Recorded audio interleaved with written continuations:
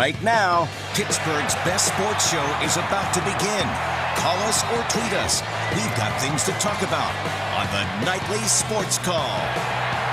Again, thanks very much. Hello again, everyone, and welcome to a Monday night edition of the Nightly Sports Call, where you can call us and air your opinions at 412-575-2600. Also tweet us tonight at KDPomp, at Gene Collier. And we'll begin with the Steelers coming off a very impressive win against Cincinnati, especially that second half where they totally shut down Andy Dalton. In fact, Robert Golden had more passing yards than did Dalton in the second half. And the Steelers sacked him, got in his face. They also ran the ball well behind Le'Veon Bell and an offensive line that seems to be rejuvenated now that they've, totally committed to the run 2 games in a row. We'll see if that continues next week before they have their bye. It's Pittsburgh, Detroit next Sunday night. Gene Collier, outstanding columnist from the Post-Gazette, is here. And Gene, you had to like what you've seen now in back-to-back weeks. There's a lot of talk about distractions, but when you win, distractions seem to take a back seat to the actual product. Yeah, the Steelers are very good, Bob. We kind of lose sight of this around here because we expect them to be very good, and they are. They have a few problems on offense, particularly in the red zone and maybe with some of the play calling and such. But, that's a pretty good team. They are. The only thing, we did a whole hour here taking calls yesterday after the game, Gene, and of course people never are satisfied, even with a win. They weren't satisfied with the Kansas City game, too, because they didn't score enough. Well, yesterday was 3rd and 1, 4th and 1. And yes, I concur, that is a problem. You can't go 2 for 11 on third downs, especially when a lot of them are third and short. My biggest complaint with that, Gene, is that they take Le'Veon Bell out of the game, and Roosevelt Nix sometimes out of the game in those situations. Nix, to me, was the best Steeler yesterday in many different ways. Got under Burfict's skin. He was knocking people around, opening holes. Le'Veon Bell loves following that guy. What would you do on 3rd and short?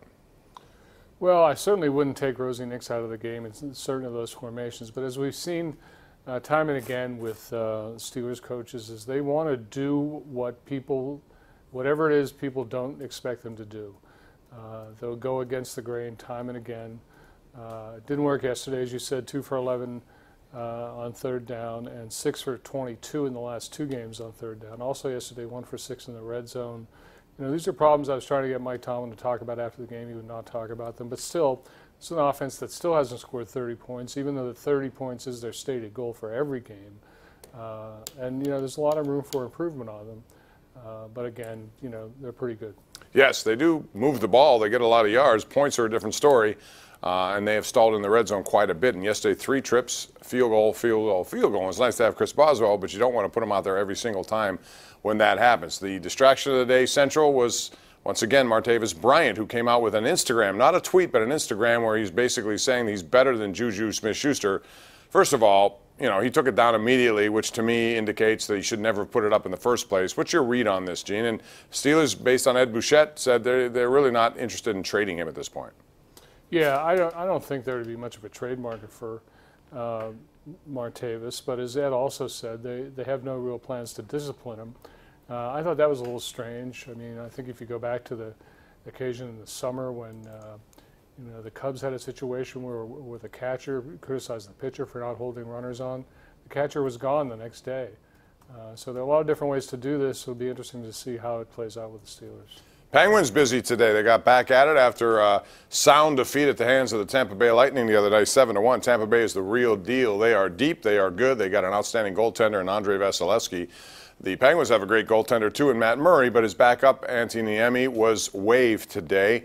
Not sure at this point if he's cleared waivers, but if he does, the Penguins would like for him to go down to Wilkes-Barre and work out his game. In the meantime, Chase DeSmith was brought up. And Gene, I think this is a good move only because they don't plan on playing anyone else behind Murray, maybe once every 10 days. I'd rather have Tristan Jarry remain in the minors and play every day, and then this guy can come up. And if you want to put Jarry up, then you just do that. You bring him up for 1 game, and you send DeSmith that down. What do you think about this whole thing? I don't disagree with anything you just said, Bob. Very good. It's a great synopsis of the whole situation. But it's interesting to see the Penguins go forward without 2 great goaltenders. That hasn't been the case around here in almost 2 years.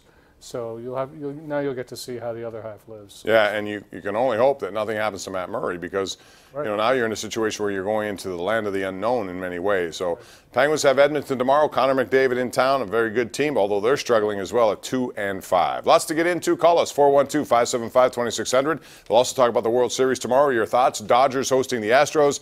And right now it's expected to be 103 degrees in LA tomorrow for the first game of that World Series 2017. Your thoughts coming up next right here live on Pittsburgh CW.